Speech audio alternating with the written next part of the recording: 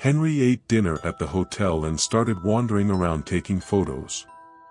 Stopping at the staircase, he waited for people to clear the area, then took a picture, thinking nothing of it. On the trip back home, as Henry was swiping through the photos he'd taken, he discovered a very strange image of someone standing on the stairs, except no one had been standing on the stairs at the time of taking the picture.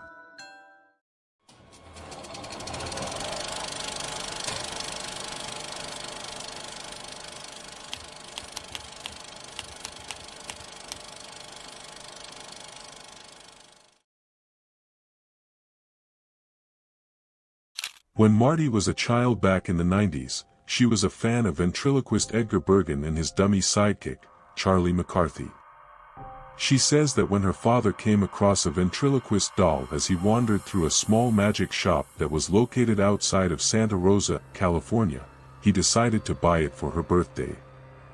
The cashier at the store gave off weird vibes and said, "You know, when you put your hand inside the doll, he's going to come alive." The dummy was then brought home to the daughter. Marty was really happy upon receiving the doll from her father. She was obsessed with it. But before long, strange occurrences started to happen. According to Marty, the doll face was made of solid plastic, but the doll's expressions would change, including the smile.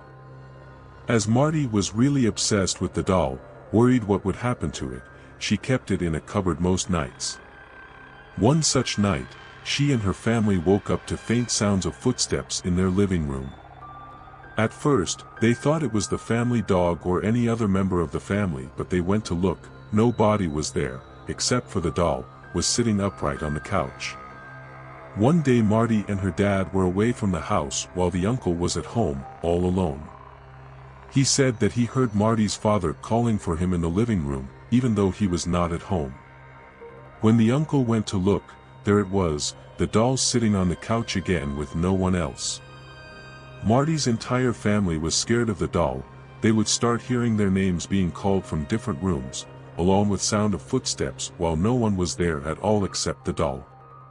The family decided to get rid of the doll. They tried to burn it, in case it was demonic, but the doll just would not go up in flames.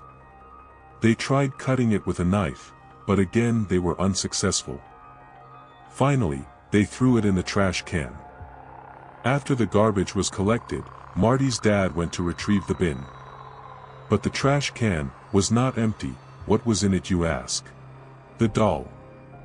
Their last-ditch effort was to bury the doll in their backyard, filled with cement. Marty and family have long since moved away, and have not seen the doll ever again.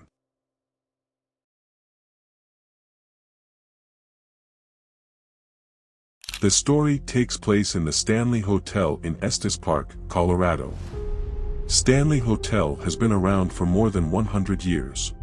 It was built as a getaway for the wealthy seeking solitude in the mountains.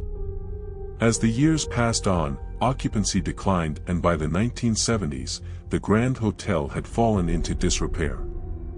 It was around that time when famed author Stephen King spent the night there and was inspired to write the book, The Shining. The book and blockbuster film helped return the Stanley to its former glory.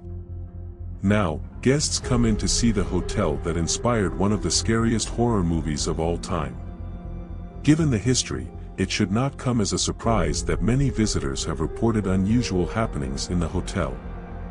But, unaware of these strange happenings, Texas resident Henry Yao booked a last-minute getaway in April of 2016 to check it out.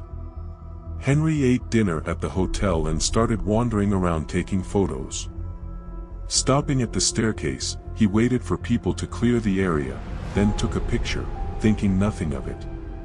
Later in the night, Henry fell seriously ill. He had shivers and apparently felt something was odd. His companion suggested he go to the emergency room, but Henry refused. On the trip back home, as Henry was swiping through the photos he'd taken, he discovered a very strange image of someone standing on the stairs, except no one had been standing on the stairs at the time of taking the picture. The next day, he posted the photo on Instagram, half joking that he'd captured a ghost. Almost overnight, Yao found himself in the limelight with his ghost picture warranting attention from global media outlets and paranormal experts who wanted to examine the photo. Some people say that the reason Henry got sick is because the ghost was trying to materialize, taking energy out of Henry.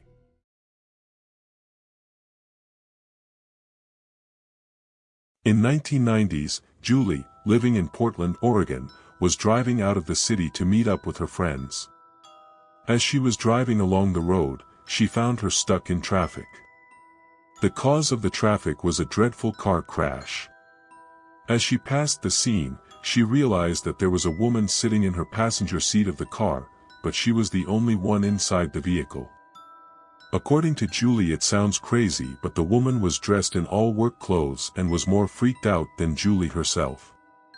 That woman looked like who just magically ended up in somebody else's car. The panicking woman demanded to know how she got in the car and who Julie was. It was then that Julie finally realized that the woman sitting in her car right now is the same woman who was in the car crash. Julie said to the woman that she means no harm and is there to help her. Julie explained her that she had been in an accident and now somehow ended up in her car. At that exact minute, the woman walked towards the sun and disappeared. In complete disbelief, Julie pulled over and started convincing herself that she had been driving too long and was tired. That is why she was imagining things. Several days later, as Julie was watching news on her TV, the news about the same car crash came on. There they showed the image of the woman driver who passed away in the accident. It was the same woman who was with Julie in her car that day.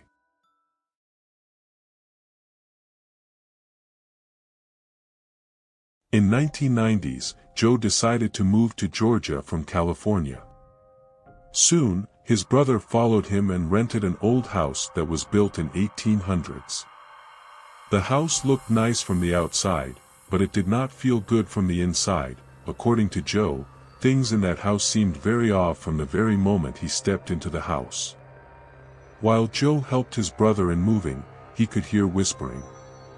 A heated whispering, almost an argument, between two people that seemed to be hovering in the top of the ceiling area of the room. Joe asked his brother if he felt something off about the house, to which his brother responded that it will be all right. Soon, Joe's brother started experiencing strange and unusual occurrences in the house. One such incident involved Joe's niece. She was found wandering alone on a very busy road with her hand up in the air. Police was involved to investigate the incident, and when the 4-year-old girl was questioned, she said she was with an old lady that lives in their house and that she just wanted to go out for a walk. Considering that the girl was too short to reach the door knob to open it, everyone was puzzled on how she managed to leave the house. According to the girl, the old lady opened the door. Joe said that there is no reason for a 4-year-old to lie. And soon enough Joe's brother's family moved out of the house and never returned.